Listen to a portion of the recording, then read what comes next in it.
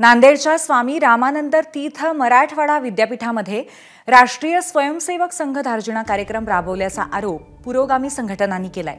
यानंतर कुलगुरू मनोहर चास्कर यांनी पुरोगामी संघटनांनी जाब विचारलाय। कार्यक्रम पत्रिकेवरती संघाशी निगडित लोगो तसंच अनेक नियोजित कार्यक्रमातनं पुरोगामी विचाराचे व्याख्याते बदलल्याचाही आरोप संघटनांनी केलाय। दरम्यान पुरोगामी संघटनांनी गोळवलकर यांची प्रतिमा आणि काळी टोपी देऊन कुलगुरूंचा सत्कार केला।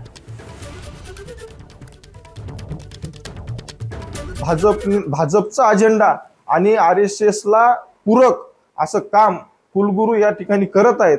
आम्ही त्यांच्या राजीनाम्याची मागणी किंवा राज्यपालांना आम्ही निवेदन सादर केलेलं आहे की त्यांना या पदावरून पदमुक्त करावं अशी आमची त्या ठिकाणी मागणी होती। येथून पुढे सुद्धा आम्ही राज्यपालांना भेटून निवेदन रितसर पुराव्यासहित निवेदन देऊन आम्ही त्याची मागणी करणार आहोत। आणि कुलगुरूंनी खरंच तात्काळ असे जर तुम्हाला पक्षाचे अजेंडे राबवायचे असतील शैक्षणिक संकुलनामध्ये तर तुम्ही राजीनामा देऊन सेपरेट तुम्ही तुमचं पक्षाचं काम करावं, आमची काही हरकत नाही। एबीपी माझा, उघडा डोळे बघा नीट।